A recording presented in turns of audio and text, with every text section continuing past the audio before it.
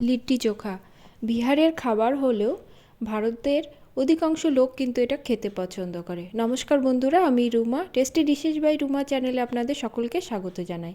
আজ আমি লিট্টির রেসিপি আপনাদের সঙ্গে শেয়ার করছি।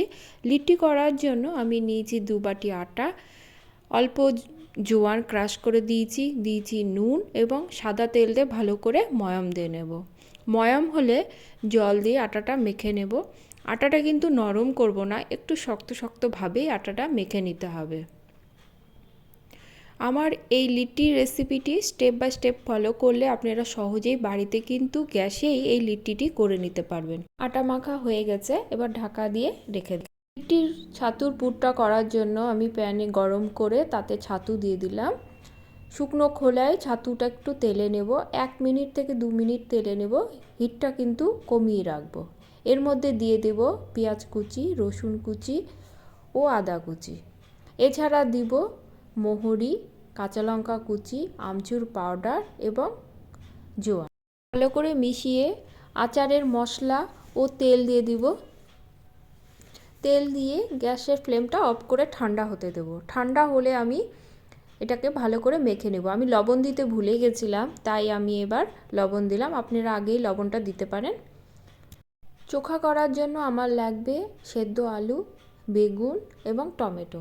বেগুন আর টমেটো গ্যাসে ভালো করে পুড়িয়ে ছালটা ছাড়িয়ে নেব। এবার আলু, বেগুন এবং টমেটো দিয়ে তার মধ্যে দিয়ে দেব পেঁয়াজ কুচি, লঙ্কা কুচি, ধনে পাতা, তেল এবং নুন। ভালো করে মেখে নেব। আটা থেকে লেচি কেটে নেব। লেচি কিন্তু খুব বড় বা খুব ছোট হবে না, মাঝারি মাপের করবেন। এবার লেচি থেকে বাটি করে নেব। বাটিটা যেন সমান হয়, কোথাও মোটা বা কোথাও পাতলা যেন না হয়।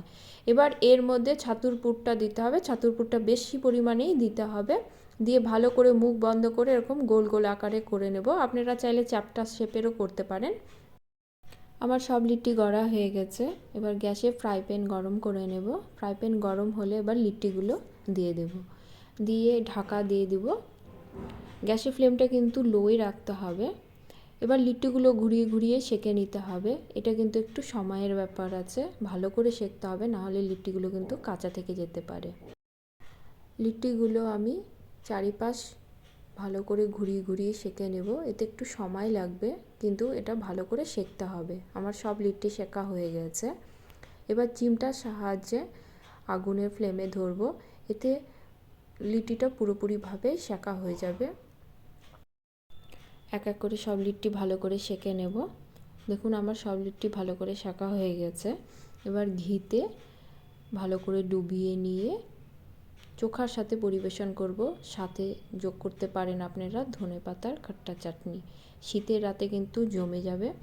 ভিডিওটি ভালো লাগলে লাইক কমেন্ট করবেন। সকলে ভালো থাকবেন। ধন্যবাদ সকল।